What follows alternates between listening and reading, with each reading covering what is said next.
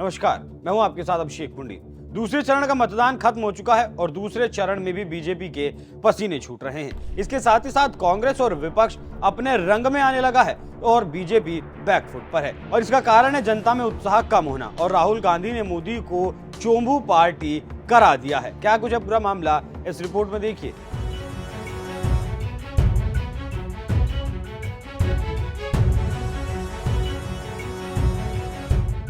लोकसभा चुनाव के लिए दूसरे चरण का मतदान खत्म हो चुका है और पहले चरण की तरह ही दूसरे चरण का मतदान प्रतिशत कम रहा। चुनाव आयोग की माने तो सबसे अधिक त्रिपुरा में मतदान हुआ, वहीं सबसे कम उत्तर प्रदेश में 54.83% वोटिंग हुई। दूसरे नंबर पर मणिपुर रहा, जहां 77.18% वोटिंग हुई। लेकिन दोनों फेज में बीजेपी की हालत खराब है, उसी को लेकर राहुल गांधी कर्नाटक में थे और कर्नाटक के बेलारी में जो कहा उससे बीजेपी के होश उड़ जाएंगे। आप भी सुनिए। कांग्रेस सरकार, कांग्रेस पक्ष ಏನ್ ಮಾಡಕ್ ಹೊರಟಿದೆ ಅಂತ ನಾನು ನಿಮಗೆ ಹೇಳಿದೆ।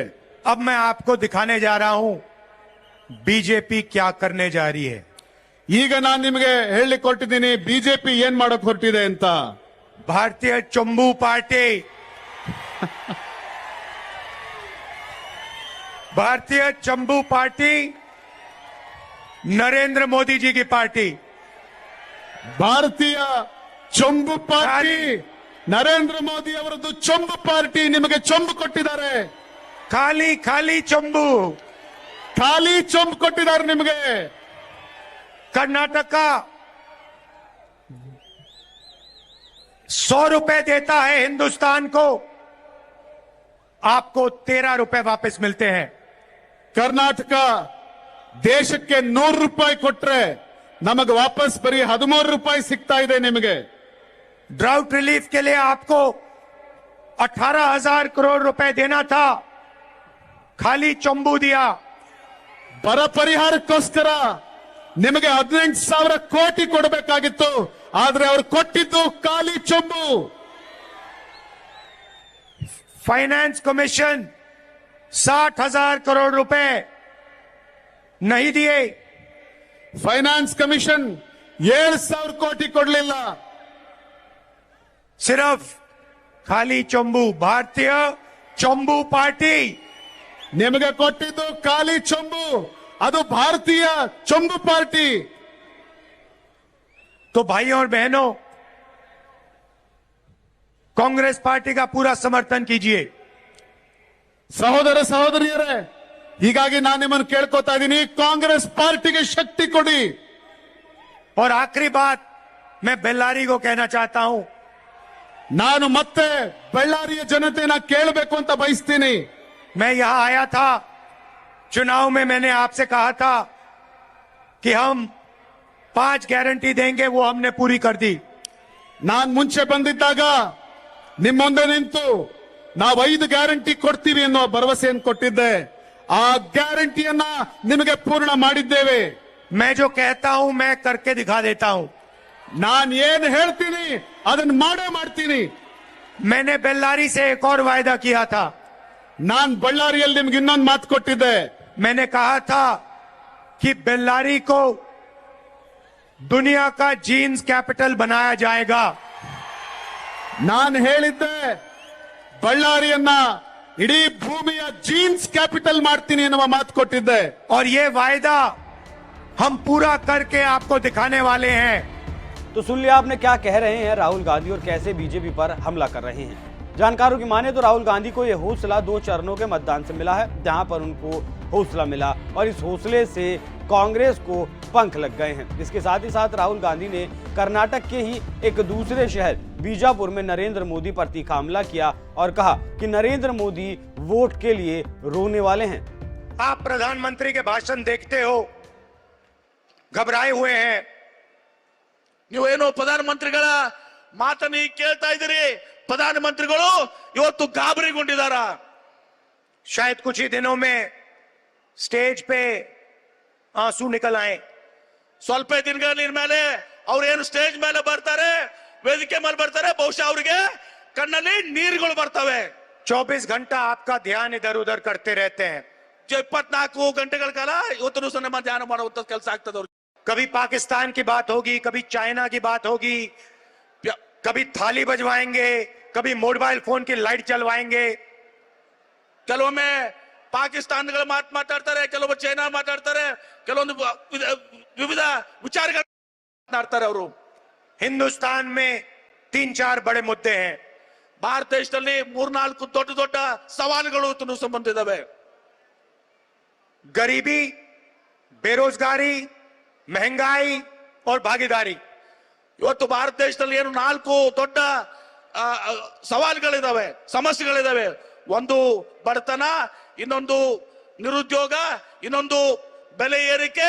ಈ 4 ಸವಾಲುಗಳು ನಮ್ಮ ಮುಂದಿದಾವೆ। कांग्रेस पार्टी बेरोजगारी मिटा सकती है, महंगाई कम कर सकती है और आप सबको भागीदारी दे सकती है। तो सुन लिया आपने क्या कह रहे हैं राहुल गांधी और क्यों, और इनके पास कैसे इतना कॉन्फिडेंस आया।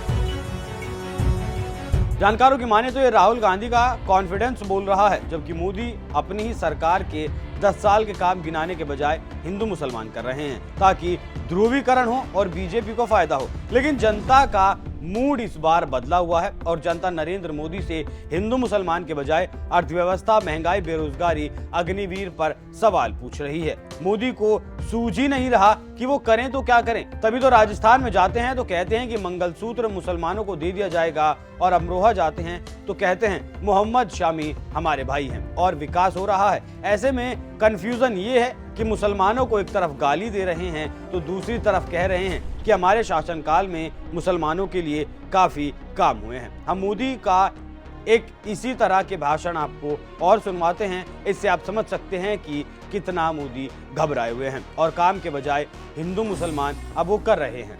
आज भी ये कभी लोकतंत्र को लेकर, संविधान को लेकर, आरक्षण को लेकर भांति भांति का झूठ फैला रहे हैं, भांति भांति का डर दिखा रहे हैं। लेकिन कांग्रेस को पता नहीं है कि भारत हर प्रकार से डर से बाहर निकल चुका है और इसीलिए इनका झूठ नहीं चल पा रहा है। आज देखिए, देश भर में जिन जिन राज्यों में आदिवासी आबादी अधिक है, वहां कांग्रेस या तो सत्ता से बाहर है या फिर तीसरे चौथे नंबर पर है। साथियों, कांग्रेस के विरुद्ध यह आदिवासी समाज का आक्रोश है। इस आक्रोश के ठोस कारण है। आप मुझे बताइए, जब पंचायत से पार्लियामेंट तक कांग्रेस की सरकारें थी, तब भी आदिवासी समाज था या नहीं था? आदिवासी समाज था कि नहीं था? देश गुलाम था तब भी आदिवासी समाज था कि नहीं था? प्रभु रामचंद्र के जमाने में आदिवासी समाज था कि नहीं था?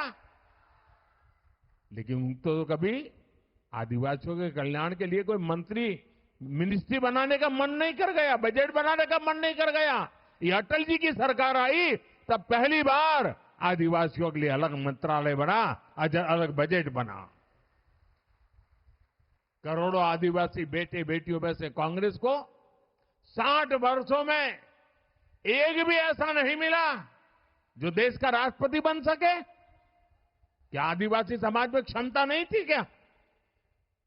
जरा सोचिए, कांग्रेस की क्या मानसिकता है। 2014 में आपने अपने सेवक को आशीर्वाद दिया। आज देश की पहली नागरिक, हमारी सेनाओं की सुप्रीम कमांडर, देश की राष्ट्रपति आदिवासी समाज की बेटी है। तो सुन लिया आपने क्या कह रहे हैं नरेंद्र मोदी। देखना होगा 4 जून को क्या रिजल्ट आता है और किसकी सरकार बनती है। लेकिन अभी 5 चरण बाकी हैं, इसमें नेता अभी और हिंदू मुसलमान करने वाले हैं, जिसे आपको देखना और सुनना जरूर होगा। बाकी इस पूरी खबर पर आपकी क्या कुछ राय है, कमेंट कर हमें जरूर बताएं। नमस्कार।